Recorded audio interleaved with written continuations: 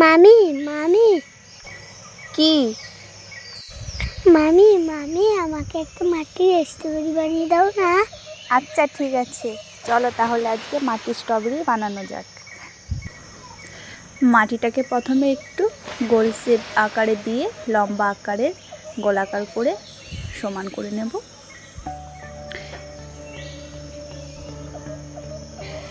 স্ট্রবেরির উপরে পাতাগুলো করার জন্য পাতার শেপ দিয়ে নেব মাটি দিয়ে 3-4টের মতন।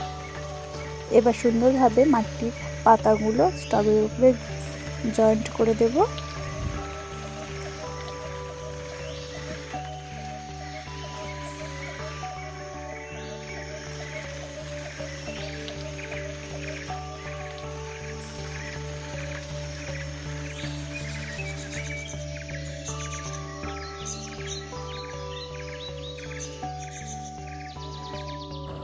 স্ট্রবেরির ডাঁটিটা করে দিলাম।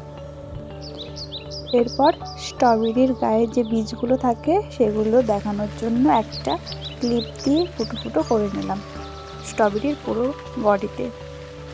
ব্যাস তৈরি হয়ে গেল মাটির স্ট্রবেরি। মামি মামি তোমার স্ট্রবেরি বানানো হলো? হ্যাঁ হলো, এই নাও তোমার মাটির স্ট্রবেরি। বলো তো কেমন হয়েছে? বাহ, ভালো হয়েছে তো। এইটা আমাকে রং করে দিবে? আচ্ছা ঠিক আছে, নেক্সট ভিডিও। ওকে মামি।